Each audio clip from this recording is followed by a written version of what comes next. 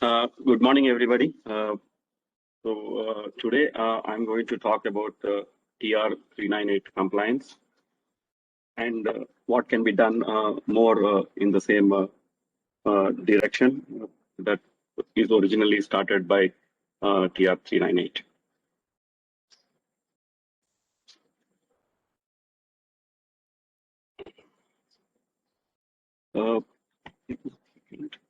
Yeah, okay. So what is TR398? I don't know how many of you are aware of it. Okay, so this is actually a technical report that details performance tests for residential and SOHO, that is, small office, home office routers and APs. This is started and spec out by what is called the Broadband Forum, and Broadband Forum is an open NGO organization that consists of a lot of broadband providers and equipment makers. So, the first question should be, why another spec? Why do you need this? Okay, so I think it is answered in the next slide. So, we have IEEE 802.11.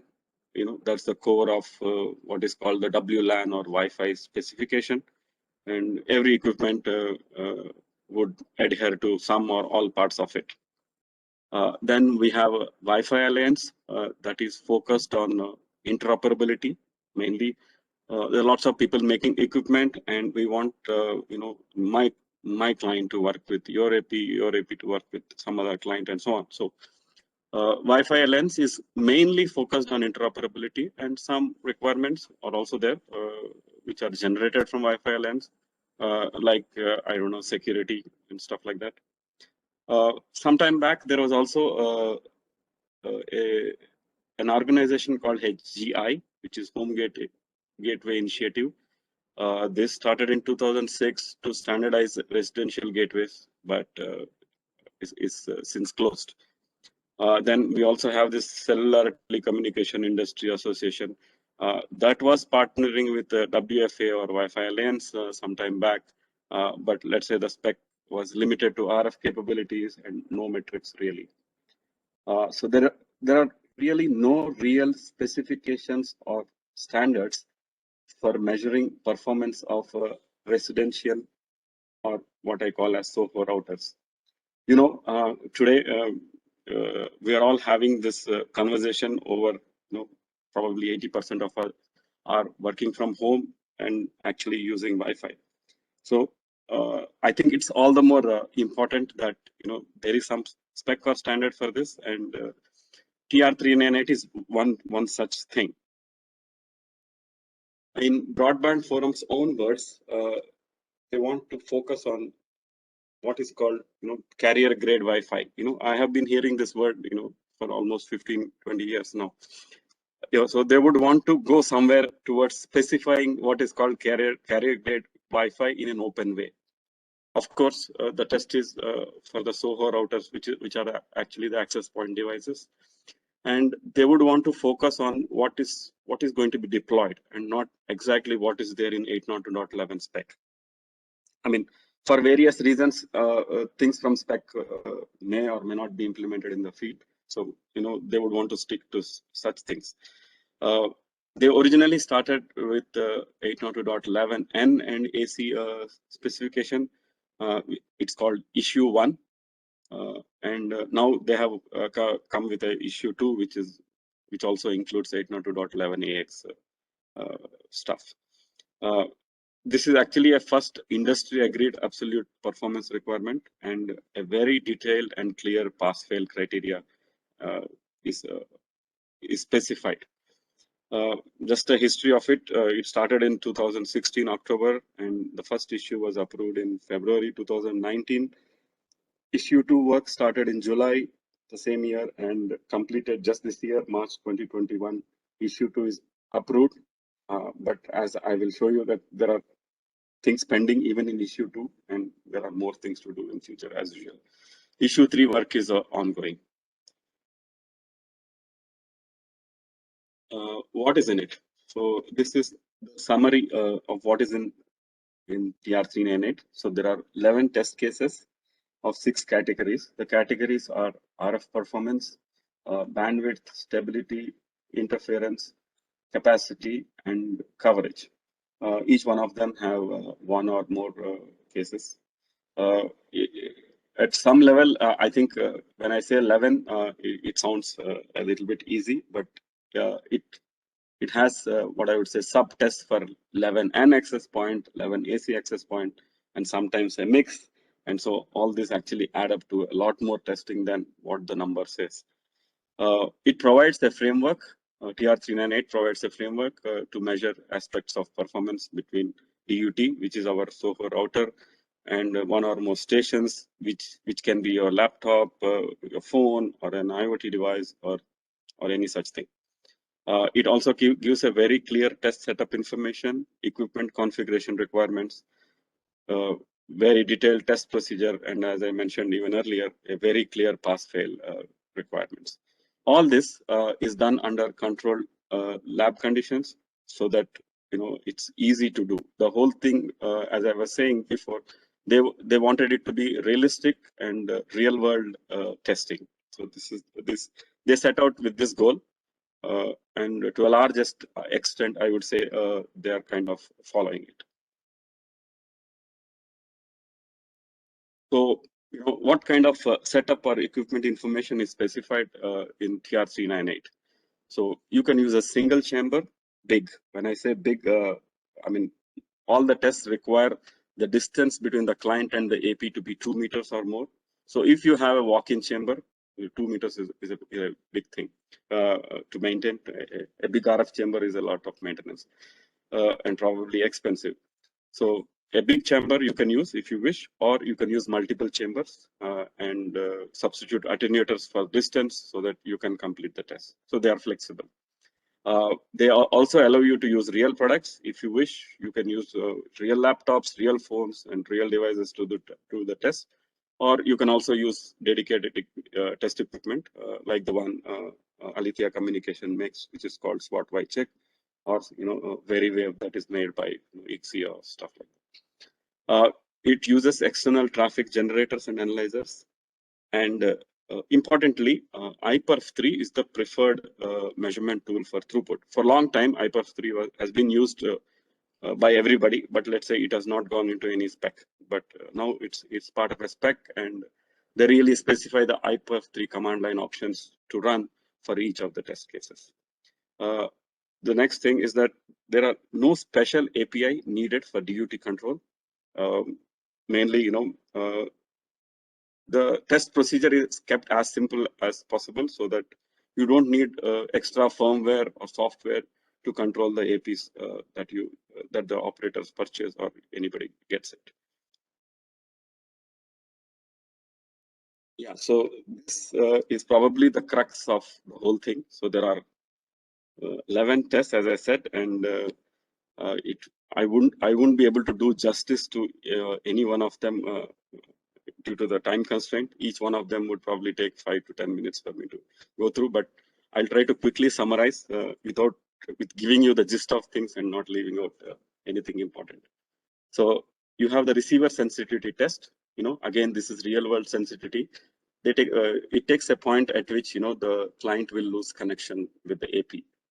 That attenuation value is noted and measured, and there is a pass-fail criteria for it.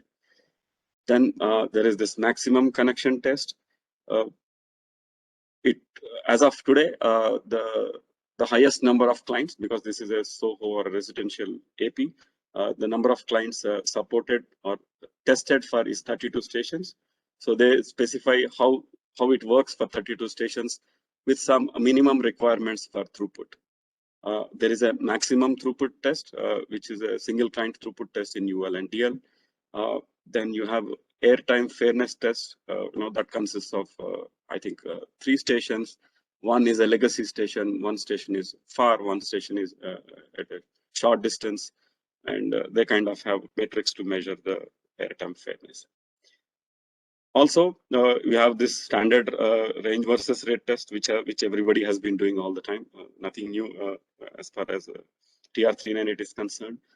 There is a spatial consistency test in which you measure whether the antenna is really omnidirectional, whether it's okay in all the directions in a single plane as of now, 360 degrees. So there's a turntable and you rotate the AP and kind of get the performance metrics. There is multiple station performance. You have 9 stations in this case. Some are at short distance, medium distance, and some of them get connected and disconnected, and the others are doing the throughput test continuously and they measure performance. There is also a association dissociation test, which ensures that the AP is not degrading in performance if people are coming in and going, or the clients are associating and dissociating. So the clients that are statically connected should not get any performance degradation. There is a downlink MU-MIMO test. There is a long-term MU-MIMO is as it is written, it is conditionally mandatory. There are few APs that are Wave 2 compliant 802.11ac, and there are few clients. So if the equipment has this capability, then this test is done. There is a long-term stability test, which actually runs for 24 hours, and then you have an AP coexistence test, which checks the performance in presence of other APs. Moving to what has happened in issue 2, they have added a lot of things for AX. So now this complicates life a little more. So now you have three things: N, AC, and AX, and there are a mix of it, and performance metrics get really increased.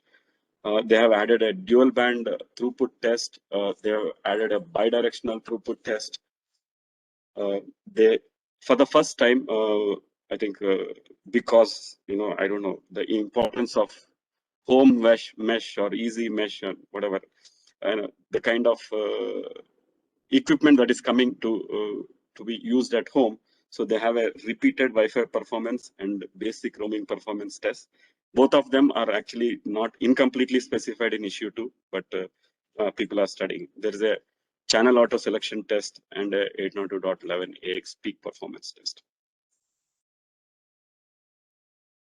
Next diagram, I don't want to scare you, but this is the equipment that you would need to test TR398 issue 2.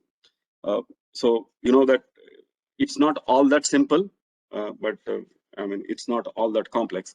So as I said, you would need up to 32 clients to pass some of the tests.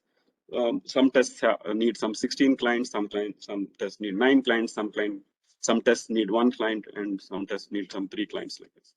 So wherever there is a need for distinct clients, so we have a solution called SWAT YCheck6 Lena, which has 12 independent station cards, and these can be used to automate and actually do the TR398 test. Independently, we also have what we call as the SWAT YCheck6 radio head, which can support up to 128 clients on a single RF. The difference between this YCheck6 Lena and the YCheck6 RH is that YCheck6 radio head is a single radio, and the other one is an independent radio per client. So a mix of these two would actually help anybody to test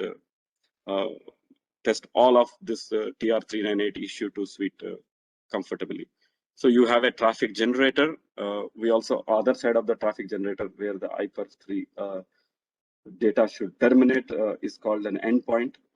And as you can see, there is a turntable with the DUT in it, and there's an RF chamber for the alien AP, the AP that is going to actually kind of generate interference for the test. What is good? It's the first standardized performance test pack. It's perfect for operators, simple test cases, easy to run, clear pass-fail criteria. What is left to be done? Stability of the system. 24 hours is probably not enough. We need more. Security options are not checked. It still assumes MU-MIMO will work off the shelf, but that's okay.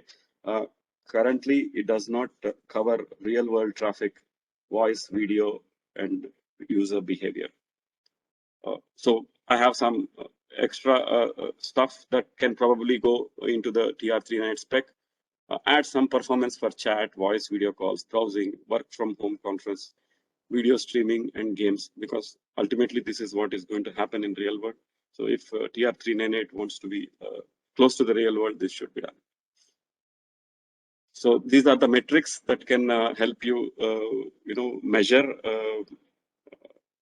performance for the earlier application set that I have mentioned.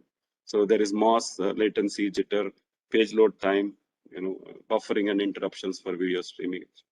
So all this needs collaboration to define measurable KPI with open applications. I hope something like this will be taken up in future. That's all about the presentation. Before I take questions, I have a video to present from my marketing team. Please have a look. Alethea is a sponsor, so Rama is playing a video. So just hold on for a few minutes.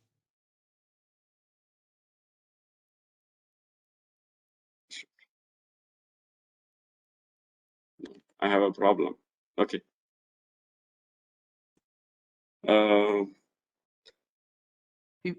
No worries, Rama. If you can't play it today, don't worry. Let's not. We can do it some other time. I think. Okay, so let's take questions and then we'll see how best to accommodate your presentation. So there are a couple of questions. So Ranganath asks, is issue 1 approved by any standard body? Would you like to comment? See, Broadband Forum itself is the standard body. Okay, so issue 1 is in approved state.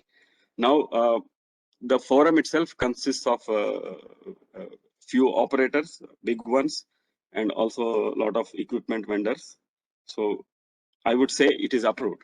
I mean, unless you are asking for approval from something like Wi-Fi Alliance, but as I said, Wi-Fi Alliance is not really into performance testing and more towards interoperability.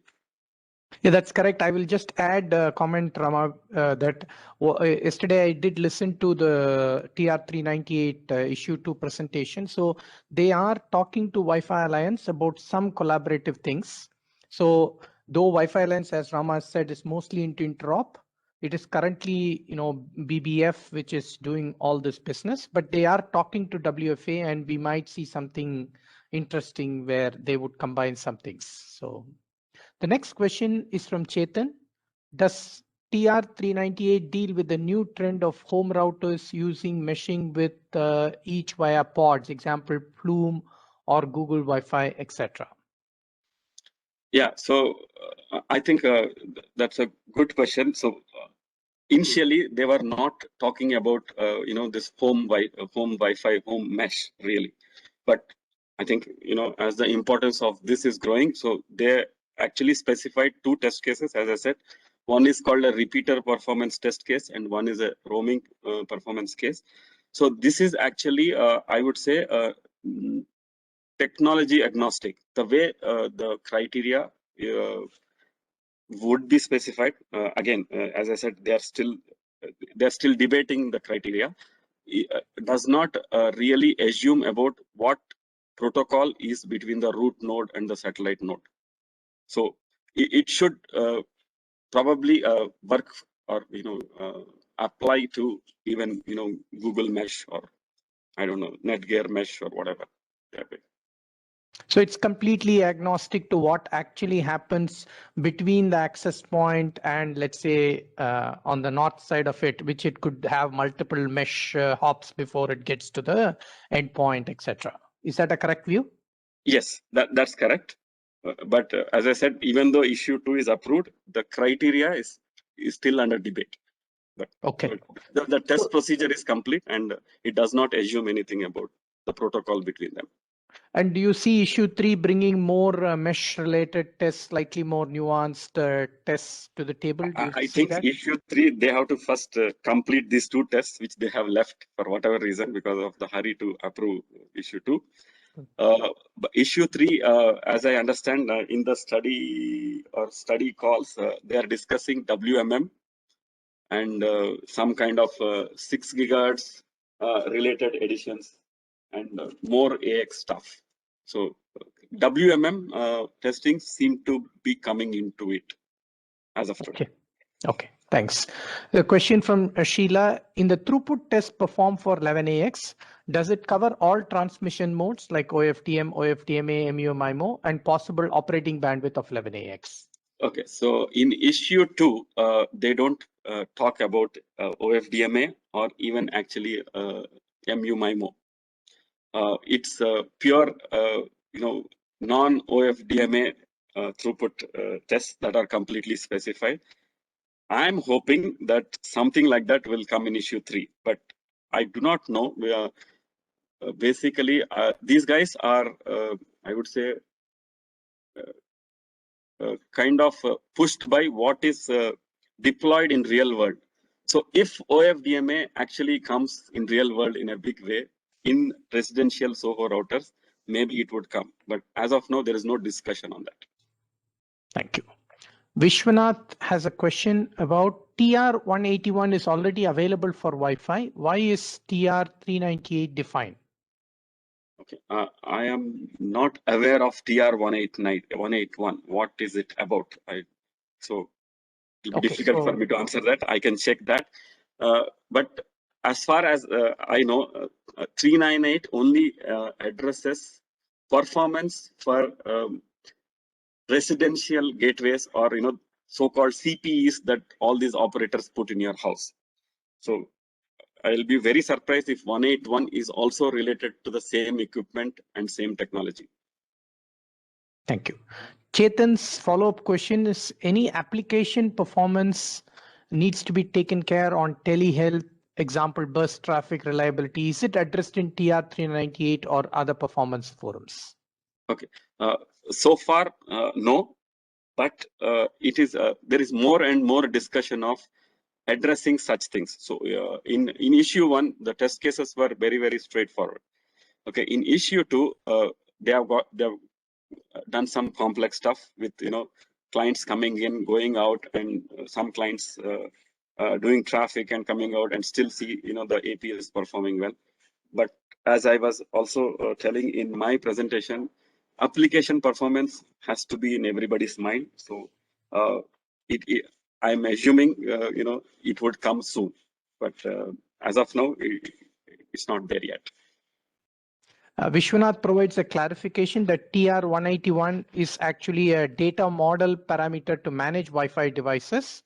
So he was asking about TR398. I presume the answer would be TR398 is very performance focused, whereas 181 could be more, how to manage Wi-Fi devices, etc.